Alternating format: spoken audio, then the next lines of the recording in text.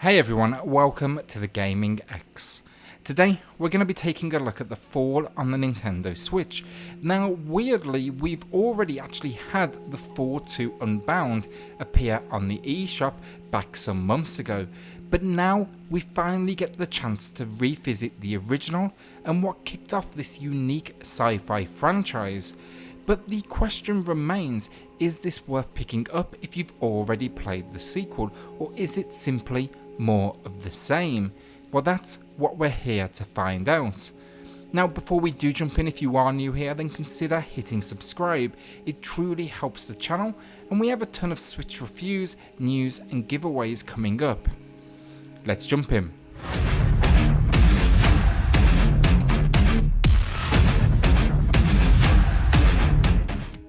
So let's touch very quickly on story, and the game opens up in a typical sci-fi style with Colonel Joseph in critical condition floating back to the ground on an alien world. This is thanks to a gravity anomaly taking place. Now, while typically you may control the main character in a game, here you're going to find yourself controlling Arid, the AI in control of Colonel Joseph's spacesuit. The mission here though, it's simple, get him to safety. Unfortunately, however, you're going to find yourself trapped within an android repair facility full of enemies who are under the control of a caretaker, and they are a particular highlight of this game. Now, I want to say this, as this one progresses, things do develop quickly, and you'll soon find a storyline discussing the theme of AI growth, development, and an overarching question of morality.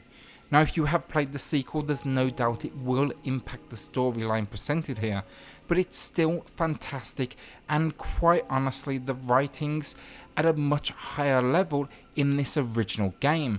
This is some of the best science fiction writing found within a video game, and I loved the storyline from start to finish during my roughly 5-hour playthrough. So graphics, and this is simply put an absolute stunner. It's clear a huge amount of effort went into realizing this AI controlled world. What you will find is a very deep colour palette where blacks and dark blues wash over your screen to provide the alien nature of the landscape. Then they've added lighting effects to fantastic use. The torch you handle, it does a great job of bringing some colour to the world around you alongside some light from Arid themselves on the suit.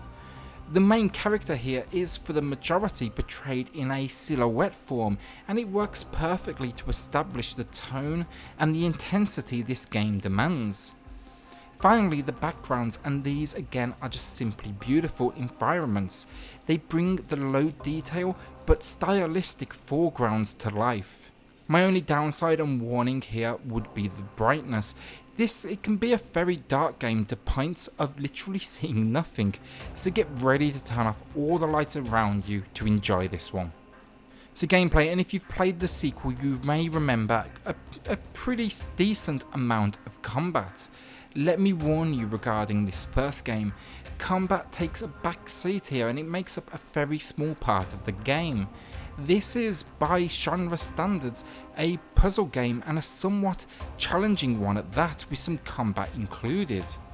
I actually prefer this approach, so the combat moments never felt unnecessary, or they never got to the point of repetitive, which was a feeling I did start to feel in the sequel. Fortunately though, I will say this about the combat, it still feels as awesome as it did in the second title, and very little has changed there. Now, when it does come to the puzzles, these range from insanely easy to hard, all the way through to simply obscure. For the majority, I'll say this, it's going to be inventory management essentially, as you match items, and then it's intermittent with some fetch quests, but they always felt rewarding as I continued to progress. Now, with the more obscure puzzles, you will naturally feel some frustration, but generally it's good work overall. The gameplay, it's in no way some of the best you will see, but it does more than enough to keep this fantastic story moving without too much in the way of frustration or interruption. So I've got to say this next. I loved the sound and music in this one. They've done a fantastic job, first of all the way through, from the dialogue to the bullets to the alien atmosphere. Every sound feels unique and purposeful, and it's one of my favourite designs on an indie release right now. Then the music, and again it's another fantastic job here. It's one that relies more on tones than dedicated tracks, but it again supports this stunning world with a metallic and futuristic tone that delivers in every way that it needs to. So the final verdict, and I immensely enjoyed my time with The Fall. In fact, compared to the sequel, this is honestly a much better experience. So if you did enjoy that one, or yet to play one, definitely start here. The controls, combat and puzzles all will feel familiar to those that have already played a game in the series, but this one, it finds a better balance of the combat and puzzle elements. The sequel, it just relied too much on combat and it sacrificed story. They also added some frustrating new additions that unfortunately just tarnished the experience. Just understand this about The Fall. This is not an action title, it's a puzzle game through and through. Now I will warn you, as I've said throughout, you're gonna find some minor frustration in the more obscure puzzles and the dark visuals at times. They may not be for everyone, but if you head into this one, I promise you won't want to put it down thanks to the fantastic and well-crafted storyline throughout your roughly 5 hours playtime. The Gaming X awards The Fall a great 8 out of 10. Thanks so much for watching, and if you are new, as I said, hit subscribe for all our latest news, reviews and giveaways. We truly do appreciate the support, and it's continuing to help grow this channel. We'll see you on the next Gaming X.